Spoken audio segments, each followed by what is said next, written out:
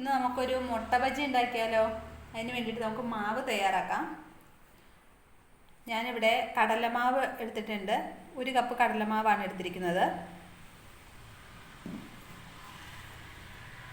1/2 cup മൈദയും കൂടി ഇതിലേക്ക് ചേർത്ത് കൊടുക്കുകയാണ്.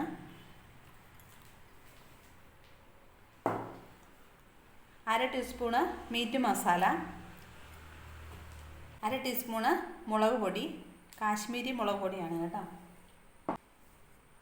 1/4 ടീസ്പൂണ് കായപ്പൊടി, ഒരൽപ്പം മഞ്ഞൾപ്പൊടി, ഉപ്പ് ആവശ്യത്തിന് ചേർക്കാം,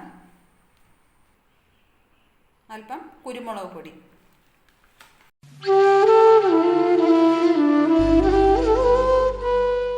ഇതൊന്ന് നന്നായിട്ട് മിക്സ് ചെയ്തെടുക്കണം.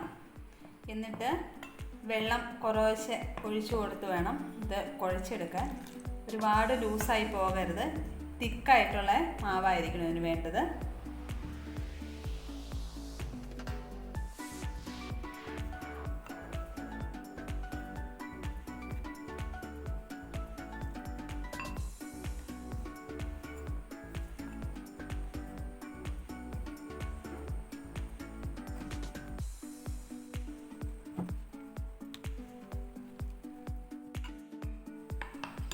ഇതുപോലെ ഈ തിക്നെസ്സിൽ വേണം മാവ് കുഴച്ചെടുക്കാൻ.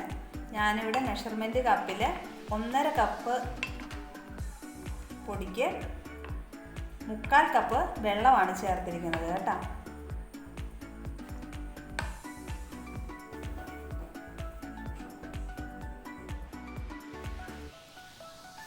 ഞാനിവിടെ മുട്ട പുഴുങ്ങി തൊണ്ടൊക്കെ പൊളിച്ച് വെച്ചിട്ടുണ്ട്. നമുക്കിനി അതൊന്ന് മുറിച്ചെടുക്കാം.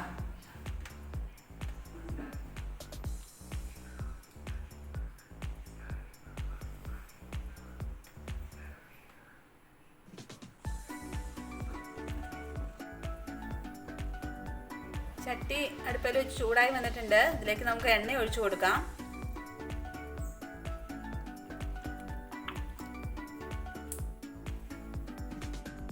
നമ്മൾ മുറിച്ച് വെച്ചിരിക്കുന്ന മുട്ട നമുക്ക് ഈ മാവിൽ മുക്കിയെടുക്കാം.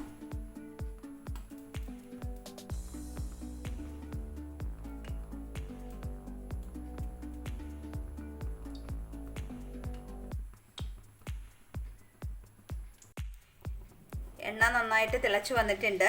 നമുക്ക് ഈ മാവിൽ മുക്കിയ മുട്ട നമുക്ക് ഈ എണ്ണയിലേക്ക് ഇട്ട് കൊടുക്കാം.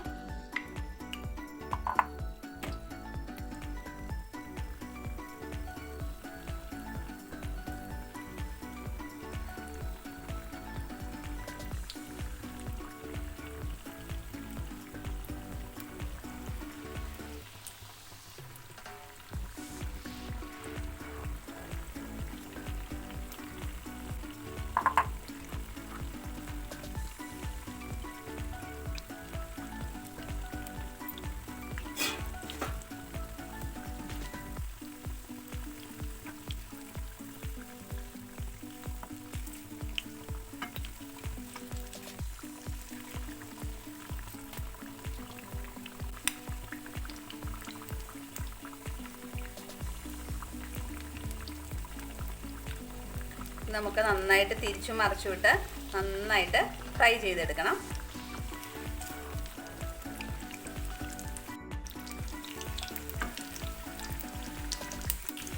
നമ്മുടെ മുട്ട വെച്ച് ഇത് റെഡി ആയിട്ടുണ്ട്. ഇത് നമുക്ക് കോരി മാറ്റാം. ബാക്കിയുള്ള മുട്ടയും നമുക്ക് അതുപോലെ തന്നെ മാവിൽ മുക്കി ഫ്രൈ ചെയ്തെടുക്കാം.